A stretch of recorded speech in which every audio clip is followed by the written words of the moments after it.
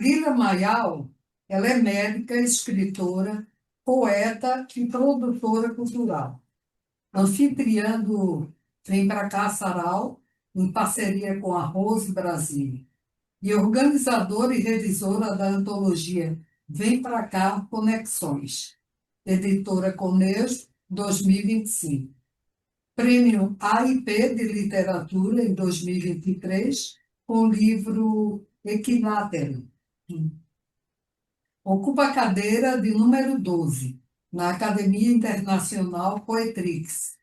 É integrante do coletivo Mulherio das Letras, da REBRA, Rede de Escritoras Brasileiras, da AILB, que é a Academia Internacional de Literatura Brasileira, e da APERJ, Associação de Poetas Profissionais do Rio de Janeiro.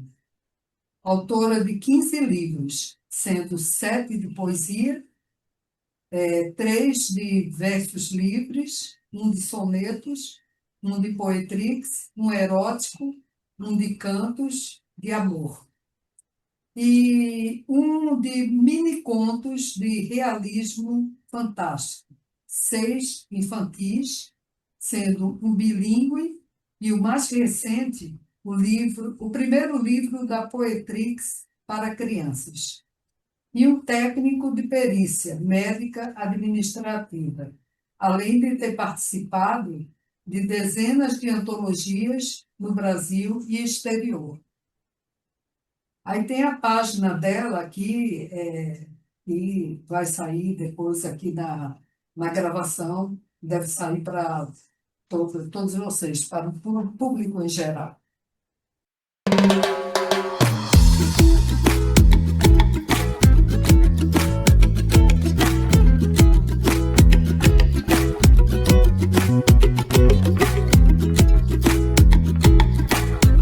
Bom, Lilian, mais uma vez bem-vinda, tá? E gostei muito de saber que você faz Poetrix. Antigamente se falava muito, né? As pessoas escreviam muito, falava-se muito de Poetrix, tá? E depois parece que todo mundo esqueceu. E agora está voltando. Eu gostei muito de saber, gostei muito, né, de saber que você também escreve Poetrix.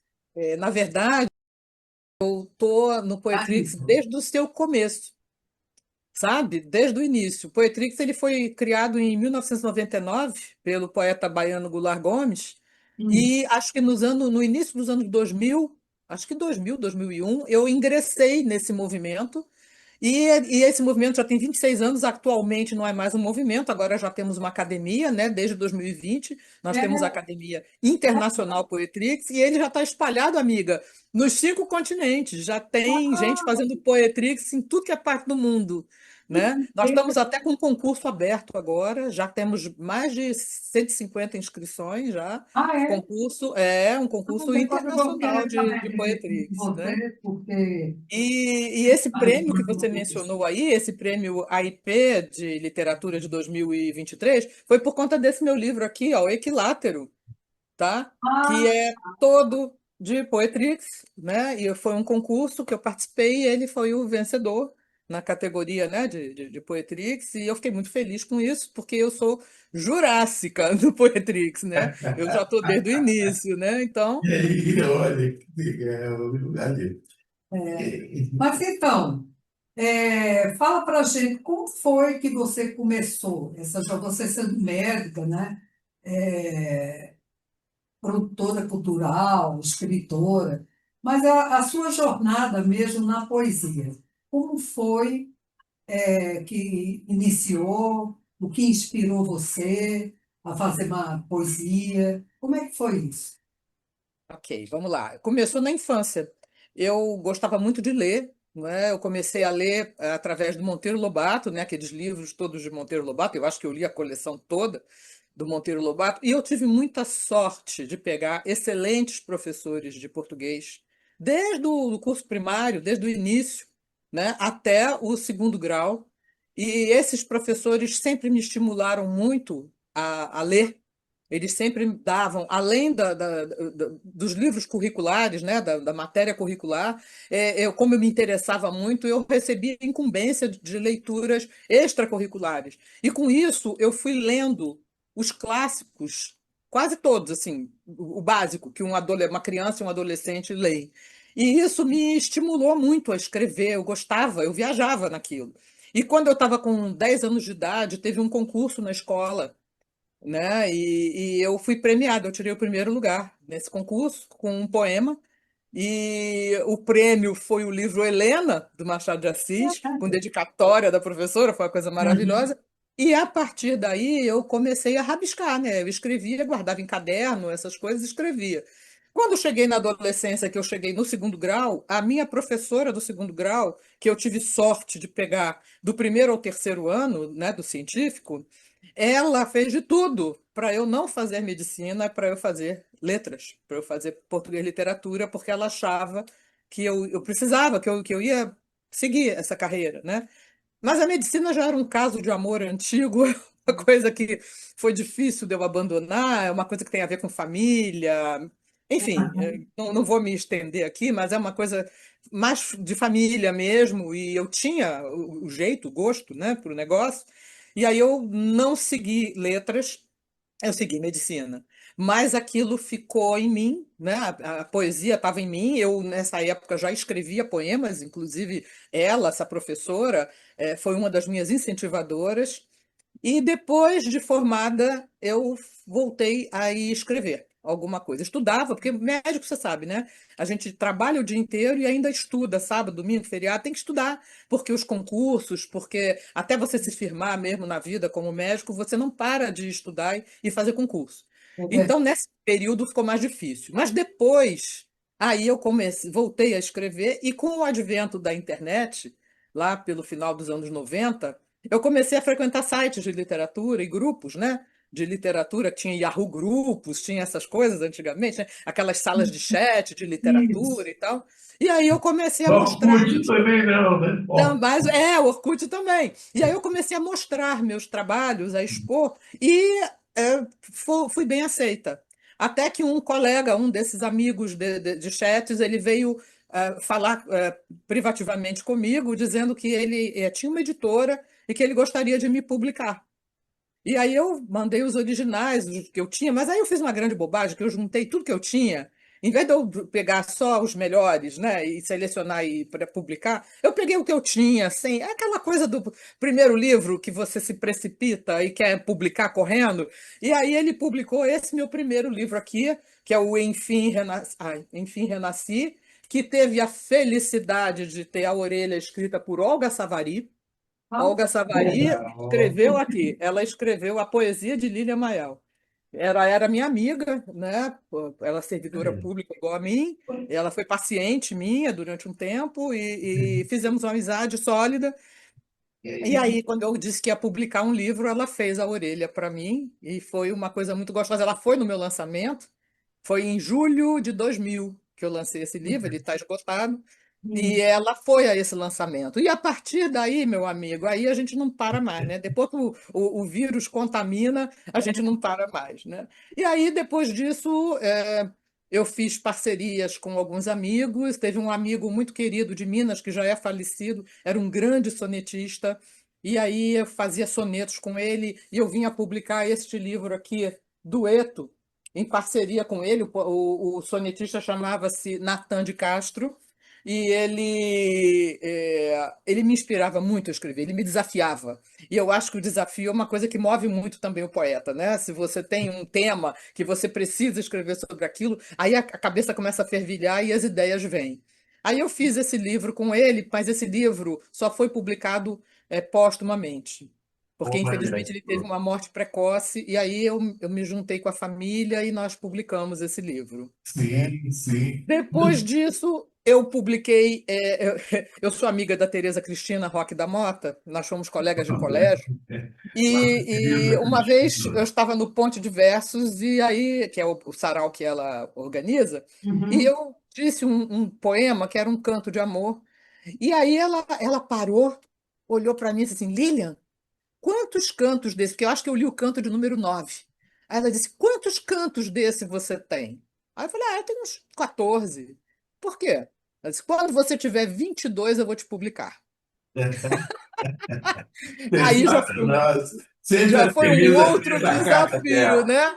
Foi um outro desafio, e aí eu consegui fazer os 22 cantos, e ela publicou esse livro aqui, ó, Ó, Cantos dos Cantos de Amor. Ai, aparece, tá aqui.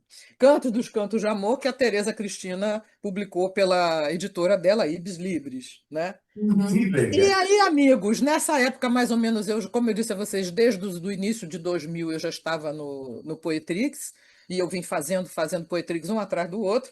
Aí eu finalmente resolvi publicar este livro, que é o Equilátero, que é todo de Poetrix. Equilátero. Equilátero, Olha só, né? e são 120 páginas aproximadamente, todo de Poetrix.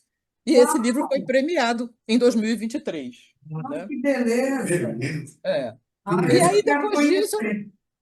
depois disso, eu também. Eu não escrevo só poesia, tá? Eu também escrevo contos, crônicas. Nós, Estou escrevendo um romance também. E olha, escrevo uns textos assim de prosa poética, uns pensamentos, umas coisas assim. E quando foi agora em 2023, eu publiquei um livro de mini contos de realismo fantástico, que é Uau. este aqui. Não sei se. Peraí, deixa eu ver se dá para ver. Aqui. Realismo fantástico, tá? São mini contos, contos de uma página, por aí. isso, E querida. aí eu descobri uma outra coisa depois que fui avó. Eu me tornei avó, me apaixonei pelo neto, que é uma coisa maravilhosa. E aí danei a escrever livro infantil, meus amigos. Eu estou no meu sexto livro infantil. O Olha, primeiro, O Menino dos Olhos de Lua, que é em homenagem ao meu neto, tá? O segundo, O Bico da Laura, que é em homenagem à neta. O terceiro é um poema que eu transformei em livro, chama-se A Dor da Morte, que é para explicar para criança e para muito adulto também sobre a morte, né? Para falar sobre a olha morte de uma só. maneira suave e até engraçada, não é nada traumático, entendeu? Então, Oh, pessoas que têm dificuldade de explicar para filho, para neto, sobre a morte, tem aquelas perguntas, né, que a criança faz e que o adulto fica sem Dinâmico. saber o que dizer. Esse livro esclarece bastante. É um livro bem didático, mas engraçado, sabe? Legal. Depois Olha, eu fiz do Gabriel e o Monstro Debaixo da Cama, para aquelas crianças que têm medo de dormir é, escuro, tem terror Duda, noturno, né? é. E quando foi no ano passado, uma amiga minha me encomendou um livro bilíngue, porque ela tem uma neta que mora no Canadá e fala só inglês, e ela, minha amiga, só fala português, não fala inglês, e elas estavam com uma enorme dificuldade de comunicação. E aí eu fiz esse livro, As Muitas Línguas de Cora, que estão todos esses livros infantis pela editora da Tereza Cristina, pela Ibis Libris, não é? E pelo mesmo ilustrador também, que é o Felipe Trigueiro. E quando foi agora, eu vou lançar, ainda não está lançado, mas vou lançar o sexto livro infantil, esse daqui, Dois Tricks, Poetrix, que é o primeiro livro de Poetrix para criança, né? Porque existe Poetrix para adulto, vários livros de Poetrix para adulto, mas para criança não tinha nenhum ainda, e aí eu resolvi fazer. E está muito legal, está muito bacaninha. parabéns pela sacada, parabéns. É. Então Muito é isso, meus amigos. é, Assim, né? É olha, mais ou menos por aí. Que bom. maravilha, né? Queria ter certeza, É. você, de repente, as perguntas você já respondeu quase o que Eu sei que a gente olha, tem tu tá pouco de tempo. parabéns, querido. Tá de parabéns, é uma coisa bem evolutiva, né? Essa, Ela mostrou toda a botou produção toda a dela, né? Isso é produção, importante. mas muito Que importante, bom. muito importante. E nisso tudo, querida, quais foram as suas principais influências literárias, entendeu? E quais os escritores aí nessa gama toda que você mais admira, hein, Lilian? Olha, meu amigo, é tão difícil a gente falar esse tipo de coisa. Eu acho que todo mundo deve responder para vocês a mesma coisa, porque É, é muito difícil. Não, A tu gente, pergunta cada fácil. livro, Não, não é a mesma coisa, não, não, né? não. Eu vou dizer uma coisa Beijo para por vocês. Pedro. Cada livro que eu leio, eu passo a admirar aquele escritor. Porque, de alguma forma, todo livro é uma história, ele tem uma identidade. né? E eu gosto não só de ler a história, mas de imaginar o autor por trás daquela história, sabe? Então, eu, quando leio, eu me apaixono pelos autores. Não dizer para mim assim, qual é o meu preferido, é muito difícil. Mas eu vou dizer, como eu falei no início, eu comecei a ler Monteiro Lobato. Foi o primeiro que eu comecei a ler. Aí, na escola, eu passei a ter contato principalmente com aqueles autores brasileiros que são consagrados naquele, que todo mundo do primeiro e segundo grau estuda, né? Cecília Meirelles, Drummond, Quintana, Bandeira, Vinícius de Moraes. Qual é o adolescente que não se apaixonou por Vinícius de Moraes, né? Então, assim, e eu tinha uma paixão muito especial pelos portugueses. Então, Fernando Pessoa me influenciou assim profundamente, sabe? Porque os pensamentos, aqueles quatro heterônimos dele maravilhosos, Alberto Caeiro era o que eu mais me aproximava. E aquilo mexia comigo porque ele dizia coisas que eu pensava e que eu não ousava dizer, não é? Porque eu fui criada numa família católica, mas eu não sentia a identidade com a Igreja Católica, né? E o Alberto Caeiro, ele era metafísico, ele falava de metafísica, ele falava de outras coisas. A visão dele de Deus era completamente diferente e se aproximava muito do que eu penso, do que eu sinto. Então, foi uma das grandes influências da minha vida, foi realmente Fernando Pessoa. E os outros portugueses, não foi só ele, não, porque eu li muito Mário de Sá Carneiro, eu li Camões, eu li Flor Bela Espanca, e mais recentemente José Augusto de Carvalho, que era um revolucionário da época da Revolução dos Cravos, e que escrevia, que já é falecido, mas escrevia que era uma maravilha, né? Também me apaixonei, como eu trabalhei desde cedo, já há 26 anos trabalho com Poetrix, é óbvio que todo mundo pensa que Poetrix tem a ver com Haikai, porque Poetrix é um terceto e Haikai também é um terceto. Então todo mundo, só que eles não têm absolutamente nada a ver um com o outro, a não ser o fato de dos dois serem tercetos. Só isso. Mas o resto é completamente diferente. Então eu fui estudar Haikai para eu poder não cair no erro de fazer Haikai dizendo que era Poetrix. Só abrindo parênteses, explique um pouco qual a diferença para o público, né, do Poetrix para o Haikai. Bom, o Haikai são três versos também, mas ele tem uma métrica pré-estabelecida, né? É 5, 7, 5. Então, são cinco sílabas tônicas no primeiro verso, sete no segundo, cinco no terceiro, e geralmente com uma rima interna no segundo verso. Não tem título, e todo o Haikai, o clássico, o tradicional, ele é voltado para as estações do ano no Japão, né? O Kigo, se não me falha a memória. Então, ele é uma coisa determinada, entende? Formatada. Você não pode. Se você sai daí, por exemplo, os brasileiros, tipo Leminski, Milor, é, a própria Alice Ruiz, fizeram haikais, entre aspas, que não eram haikais. Eles chamavam de haikais, mas não tinha nada a ver com estação do ano, nem todos tinham a métrica perfeita. O que eles faziam sem saber era poetrix, entendeu? Só que É eles não polêmico. sabiam que aquilo era poetrix. Ninguém tinha denominado ainda, né? Nomeado. Mas era isso. Aí eu fui estudar isso. Então, o haikai é isso, tá? São três versos, não tem título, e geralmente tem uma métrica pré-estabelecida de 5, 7, 5 e relacionada às estações do ano, à natureza, né? E o que, para nós ocidentais, o ícone do haikai no Japão seria Basho, o autor, né? Mas tem diversos outros, mas Basho é o que ficou mais popular no Ocidente, né? E o Poetrix, não. O Poetrix começou de uma maneira muito interessante. O criador, o Goulart Gomes, ele fazia parte de um grupo de haikai. E ele escrevia e publicava aquilo como haikai. Aí um dia, um dos maiores haicaístas brasileiros, que era o manauara Aníbal Bessa, chegou para ele e disse assim: Meu amigo, isso que você está escrevendo aí, você pode dar o nome de qualquer coisa, menos haikai. Aí o Goulart ficou meio chocado, meio surpreso, né? Depois foi conversar privativamente com o Aníbal Bessa e ele explicou que aquilo não era haikai, mostrou para ele como era o haikai. E aí o Goulart, meio que dissidente do grupo, né, resolveu criar uma, já que não existe no Brasil uma coisa, um terceto genuinamente brasileiro, que não tenha nada a ver com haikai, vou criar, e criou. Aí ele deu o nome de Poetrix, Poe, por ser poesia, e Trix, pelos três versos, né? E aí ele estabeleceu, começaram assim, aí estabeleceu o grupo de poetristas, né? Que quem faz Poetrix é poetrista, né? Então os poetristas começaram a criar as normas e ficou estabelecido que o Poetrix tem um título, três versos com o máximo total de 30 sílabas poéticas. O título não está incluído nessa conta, mas nos três versos, no máximo 30 sílabas poéticas, para não ficar uma coisa enorme, né? Não há necessidade de métrica, de rima, e o tema é variado. Você pode falar sobre o que você quiser, pode fazer humor, pode fazer política, pode fazer erótico, pode fazer infantil, amor, o que você quiser, entendeu?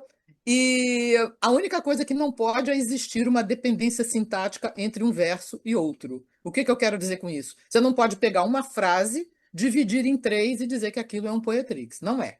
Os versos têm que ser independentes. Ou seja, o primeiro verso não pode ser continuação do segundo, nem o segundo continuação do primeiro, e nem o segundo com o terceiro. Enfim, eles não podem estar interligados em termos de oração, né, de frase. Né? Agora, claro que tem a sequência de ideias, entende? Eu vou te dar um exemplo para você entender melhor. Eu acho melhor. Deixa eu ver se eu pego um exemplo aqui. Deixa Que eu ver. aula, que aula. Olha aqui, origami, um poetrix que eu fiz aqui do livro. Chama-se Origami. O título é Origami. Primeiro verso: Pensas que me dobras. Segundo verso: Renasço em cada manobra. Terceiro verso: Fênix. Então você vê que a ideia, o origami é de um pássaro, foi o desenho de uma fênix, entendeu? O origami é o título, o final, fênix. Os outros dois versos, embora tenham a ver com origami, com dobrar, não é? Eles não são dependentes um do outro. Então, origami, pensas que me dobras, renasço em cada manobra, fênix, entendeu? Então é mais ou menos por aí. Bom, muito bom esse exemplo, Lília. É. Muito bom. Tem um erótico aqui, não sei se vocês, se a gente pode ler um erótico, pode? Não é Olha, pornográfico, ele é erótico, tá? Então beleza. vamos lá. Opus 69. De cima a baixo, um sopro de melodia. A boca procura o instrumento, Ótimo. tá? É um Poetrix. Então, gente, Sensacional. existe muita liberdade dentro do Poetrix, sabe? Você pode escrever sobre o que você É, quiser. Sensacional. Como diz meu querido poeta, saudoso Cairo Trindade. Maravilha, maravilha. Caio Trindade, eu tive a felicidade também de conhecer, e ele foi no lançamento do meu primeiro livro e declamou, interpretou dois poemas. Maravilhoso. Amo a fala de Maravilha. Caio Trindade. Marisa Queiroz. então, então, Lília, é, você tem, é, faz muita coisa, né, ao mesmo tempo, né? E queríamos saber como é que você concilia essa sua vida tão corrida, né, com a medicina, escritora, não é, poeta. Como é que fica isso para você? Isso ficou. Realmente a medicina ocupa 24 horas do dia da gente, quase que isso. Né? Então, enquanto eu estive na fase bem ativa, eu realmente não tinha tempo para poesia. Só aquelas coisas, tipo, eu levava sempre na minha bolsa caderno e caneta, ou lápis. Então, enquanto eu estava, às vezes, me deslocando de um trabalho para outro, no metrô, ou no ônibus, ou no táxi, no que fosse, e às vezes vinha uma ideia, na mesma hora eu escrevia. Eu tenho um poema do meu primeiro livro, chama-se O Seio Esquerdo, que inclusive saiu na antologia de 25 anos Ponte de Versos, foi publicado nessa antologia. Esse poema, eu tive uma consulta, eu tive uma entrevista, uma perícia com uma moça que teve câncer de mama, jovem, E ela fez uma série de questionamentos. Eu fiz a perícia e tal, mas aquilo ficou entalado na minha garganta, porque os questionamentos dela não eram os questionamentos da maioria das pessoas que têm câncer. Foi uma coisa assim muito dolorosa para mim. Mas na hora a gente segura, né? E depois, na condução, eu vim formando o poema na minha cabeça. Ele veio formando na cabeça. Mas quando eu cheguei em casa, eu não cumprimentei ninguém. Eu abri a porta, larguei a bolsa na sala, me tranquei no quarto e escrevi o poema inteiro, sem mudar uma vírgula e um ponto. Ele saiu como se fosse um jato, sabe? Uma coisa assim, doida, né? Então era assim que eu fazia quando eu estava nativa no trabalho. Mas aí veio a pandemia. E na pandemia eu trabalhei em home office, porque eu estava trabalhando nessa ocasião, eu não estava na assistência. Eu estava trabalhando com perícia médica. E a perícia médica ela é muito burocrática, né? Você tem que fazer laudos. Então, eu passei a trabalhar na pandemia em home office. E aí, o home office, eu cumpria minha carga horária, eu cumpria meu trabalho, minha meta daquele dia, e aí me sobrava um pouco de tempo. E aí foi que eu comecei a pegar coisas guardadas, comecei a escrever coisas novas, comecei a organizar os livros. Então, eu escrevia desde o início. Mas publicar, houve um hiato muito grande. O meu primeiro livro foi publicado em 2000, em julho de 2000, e o segundo só foi publicado em 2019. Hum. E a partir daí eu venho todo ano publicando de 1 a 2 livros, entendeu? Por Nossa, causa de que material legal. que eu tenho guardado desses anos todos. Criou uma Né? demanda, criou uma Então, assim que eu consegui administrar. Agora, em 2022, final de 2022, ou 23, 22, nós estamos em 25, acho que foi final de 2022, novembro de 2022, eu me aposentei. Aí, com mais tempo disponível, aí a dedicação fica muito maior, né? E tem um outro detalhe que eu queria comentar com vocês. Você já leu aí na minha biografia que eu faço parte do coletivo feminista Mulherio das Letras. isso. Mulher Né? das E, letras. e eu tive a oportunidade de organizar o sexto encontro nacional do Mulherio das Letras aqui no Rio de Janeiro, junto com outras amigas escritoras cariocas. Uma delas, inclusive, é a Rose Brasil, que é minha parceira no Sarau. E a partir do contato com essas mulheres, eu sofri uma influência muito grande da escrita delas, sabe? A escrita feminista, Hum, sabe? E esse encontro foi maravilhoso aqui no Rio de Janeiro. Ele aconteceu em outubro de 2023. Foi maravilhoso. Teve assim muitos frutos e o principal fruto foi a minha amizade com a Rose Brasil e a gente resolveu juntas criar o Sarau Vem Pra Cá. E a proposta do Sarau Vem Pra Tem que Cá é abrir para vir justamente para cá. Isso. dar espaço e voz para mulheres, principalmente as pretas e as periféricas, que são aquelas que quase não têm espaço para expor seus trabalhos e sua voz, não é? E esse sarau, ele começou muito discreto, muito com pouca frequência. Hoje em dia ele explodiu, ele está reunindo escritores, músicos, performáticos, está assim maravilhoso o sarau. E a gente está tendo a grata satisfação de ver pessoas que antes não tinham, nunca tinham ido a um sarau na vida, agora estão publicando. Tem editoras chamando para publicar. E isso está dando um prazer, uma satisfação imensa para a gente de ver essas mulheres, não são só mulheres, não, homens também, despontando na literatura, sabe? E que começaram no nosso sarau. E para coroar tudo isso, nós fizemos este ano, quando o Sarau completou 1 ano, nós resolvemos fazer uma antologia, que foi essa daqui, ó. Antologia Vem Pra Cá Conexões, tá? Que tem 45 autores dos nossos frequentadores do Vem Pra Cá, e nós lançamos na Bienal do Livro deste ano essa antologia. Foi a Maravilha. coroação desse trabalho, que é um trabalho que está muito bonito, é um trabalho como é que eu vou dizer para vocês? É de fomento, sabe? É de fomento à leitura, de fomento à escrita, fomento à literatura como um todo, né? Nós fazemos rodas de poesia, rodas de música e homenagens várias a vários a poetas e, enfim, é isso. Vocês estão convidados aí ao nosso sarau. Ele acontece na Casa de Luzia, nos Arcos da Lapa, Ah, toda segunda terça-feira do mês, às maravilha. 18 Nós vamos horas. estar lá, nós vamos estar Às presentes. 18 horas, dia 9 de setembro. O próximo agora é dia 9 de setembro, às 18 horas. ah, Casa de Luzia. Tá ótimo. Fica aí para o tá? público saber, hein? A coisa é boa lá. Pois Não, a coisa é muito boa lá. Lá está muito bom. Não tem quem vai que não goste e não volte. é isso.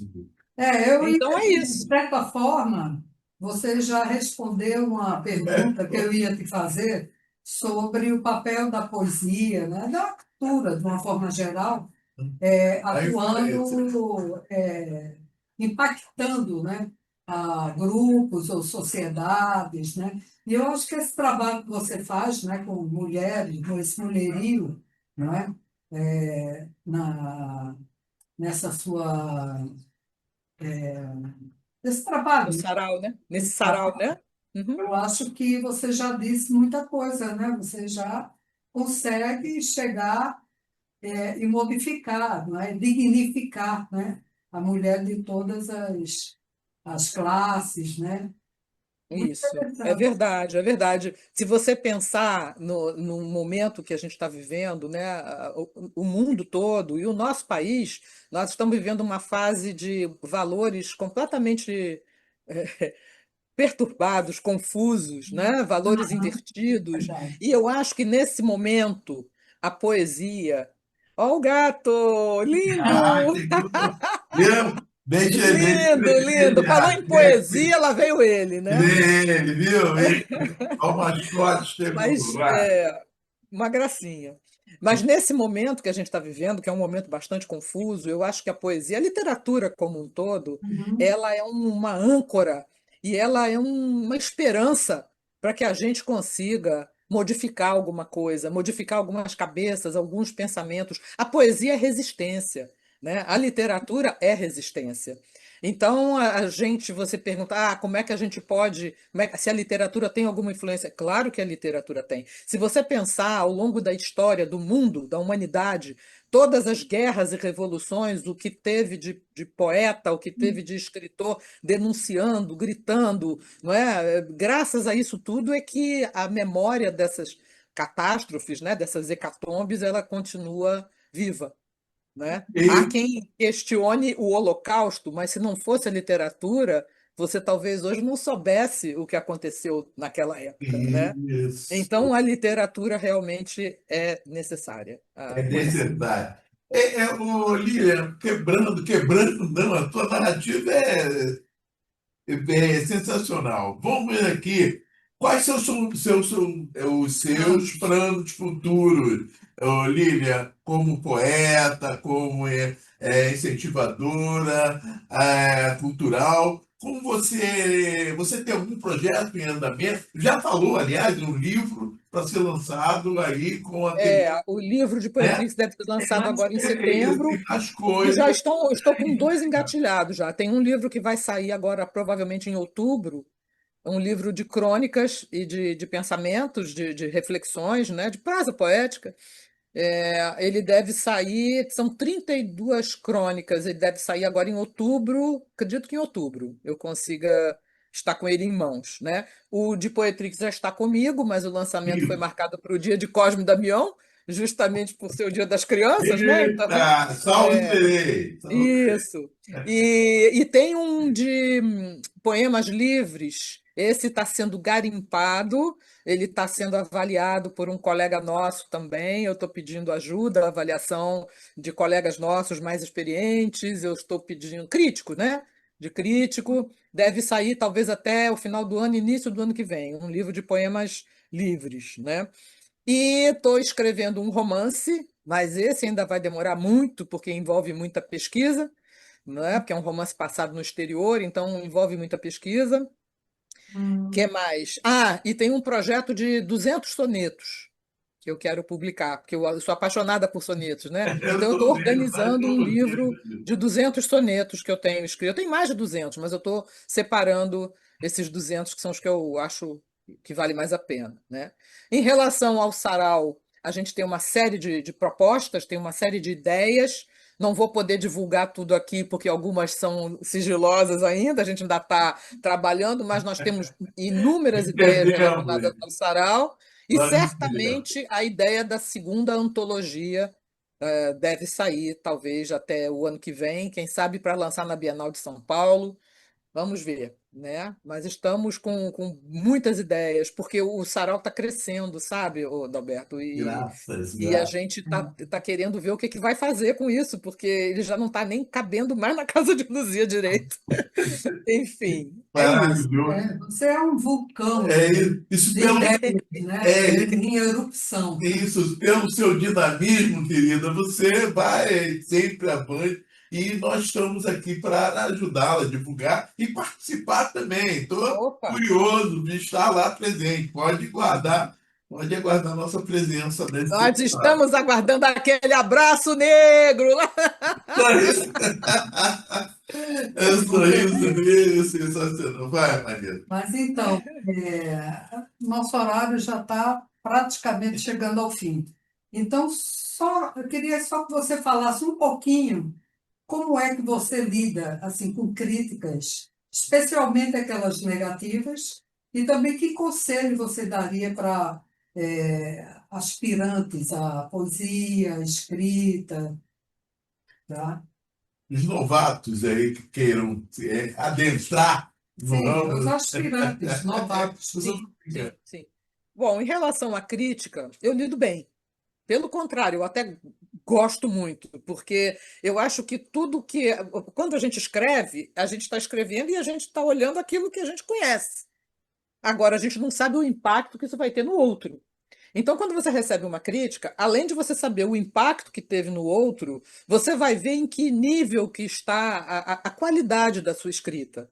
E você, se tem uma crítica negativa, é óbvio que você precisa aprimorar. Então, isso são degraus, são patamares que você vai galgando. Então, eu lido tanto é que esse meu próximo livro agora, eu não resolvi botar na rua sem ter uma crítica primeiro. Eu entreguei a um crítico para ele a dar uma olhada, me dizer o que que ele acha e tal. Se ele disser tá uma droga, tudo bem. Então me ajuda a melhorar. Então aí eu quero saber quais são os pontos que precisam ser aprimorados. É isso. Eu acho que a crítica, eu já tive há muitos anos uma crítica que foi cruel, sabe? Eu estava no iniciozinho e a pessoa foi bastante cruel. Ela disse: seus poemas são primitivos. E ponto. E não falou mais nada. Aí o que que aconteceu? Num primeiro momento eu me tolhi. É. Aí eu recuei e não consegui. Eu fiquei meio bloqueada, não conseguia escrever. Mas depois eu fiquei pensando: caramba, tanta gente gosta do que eu escrevo, tanta gente me pede, até encomenda de poema, sabe? Tipo, escreve para minha filha, escreve para mim, enfim, escreve. E quanta gente gosta. Não é possível que seja tão ruim assim, né? Ele tenha. Ele me disse que é primitivo. Sim, mas e aí? O que é que eu faço? Como é que eu melhoro? Eu leio tanto, sabe? Eu sempre li muito, né? E não é possível, cara. Eu vejo tanta gente aí que tem livro publicado e que se dá bem e que eu, comparando os poemas dessas pessoas com os meus, eu não me sinto tão atrás assim, entendeu? Então aí eu falei, não, peraí, tem alguma coisa errada. E aí voltei a escrever e sempre lendo, sempre estudando, tentando me aprimorar. E eu acho que, de uma certa forma, essa crítica, mesmo sendo Te cruel, ajudou, né? ela foi boa. Te Ela me ajudou. ajudou, porque ela me fez a ser mais criteriosa com os meus trabalhos, entendeu? Tanto é que se hoje eu fosse republicar o meu primeiro livro, eu acho que só um terço do que está lá é que eu publicaria, que eu republicaria, porque eu já estou com um olhar mais crítico também. Então a crítica é bem-vinda. Eu atualmente lido super bem com ela, não me frustro mais, eu lido super bem com ela. Em relação aos novatos, o que que eu posso aconselhar? A primeira coisa é que leiam. Leiam muito, leiam sempre que puder. Levem livro para o banheiro, levem livro para a condução, tenham um livro na bolsa, leiam o tempo inteiro. Ler é o melhor instrumento para você escrever bem. Primeira coisa. Segunda coisa é buscar frequentar grupos ou associações onde haja escritores de um bom nível, que aí você vai ter pares, você vai ter colegas e você vai ouvir esses colegas, você vai a saraus onde esses colegas expõem seus trabalhos e esse contato vai te aprimorando também.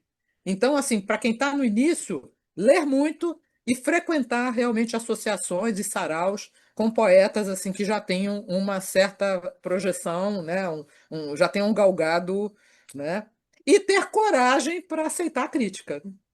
É a terceira coisa, o terceiro ponto. Que a crítica, ela, mesmo que machuque, porque o poeta é muito vaidoso, né? Todo poeta tem ego, e o ego lá nas alturas, né? Então a crítica sempre vai de encontro ao ego, é óbvio, né? Ela é sempre. Agora, você nem sempre tem crítica só negativa, você tem crítica positiva. Então a crítica ela é sempre bem-vinda, eu acho. Agora, você tem que ter coragem para enfrentar a crítica, né? É, separar o joio do trigo, quer dizer, aquilo que está sendo proveitoso daquela crítica e aquilo que não é tão, que não tem tanto a ver assim com o seu trabalho, né? É É. isso, são as três opiniões. Lilian, infelizmente, nosso horário está chegando ao fim. Então, somente para complementar com chave de ouro, que tal você recitar um poema seu para fecharmos Ah, aqui a entrevista? tá bem. Então tá bom. Peraí. Como eu não sou eu não consigo decorar muito, porque é exatamente a falta de tempo, né? Para você decorar um poema, você tem que ler, reler, reler. Eu não tenho muito tempo. Então É. eu vou ler. Eu vou ler um curtinho, já que o tempo nosso tá exíguo, né? Tá bom. Chama-se Indigesta. Meus silêncios os engulo um a um.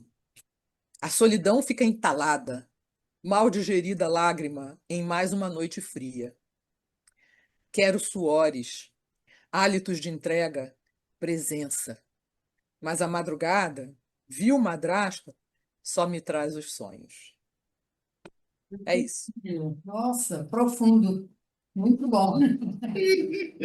Muito bom, Lilian. Olha, adoro Lília, você. Você é uma mulher realmente cara, cheia de projetos, é um furacão, Lília, um olha, vulcão em erupção. Lília, Parabéns. parabéns, parabéns. Obrigada. Isso aí, eu sei que vai ser cortado, mas hoje tivemos várias gravações no dia de hoje. E você é um dinamismo só, né? Sua gravação foi uma das melhores, Ca- viu? Então, Ah, que bom, eu parabéns fico muito mesmo feliz de ouvir na isso. sua verve, na sua... Cada um é especial. Cada um é especial, né? Então, Olha, você é uma mas descoberta. então, agradecemos muito sua participação e lembramos ao público, né, que ela vai estar nas redes, né, da YouTube, Instagram, né, redes sociais, né, com essa entrevista e com alguns de seus poemas. Não percam, Eu tá? agradeço imensamente a vocês dois, ao Poesia Cult, porque é uma oportunidade, né, de me apresentar, quem não me conhece, me conhecer, quem já me conhece, me aturar um pouquinho mais, e de divulgar, né, os meus trabalhos e convidar todos para o Sarau, vem para cá, e para o lançamento do meu livrinho, né? Quem tiver criança, filho, neto, sobrinho, vizinho, enfim, vai ter uma festa, vai ser uma festa de Cosme e Damião, só que não aquela,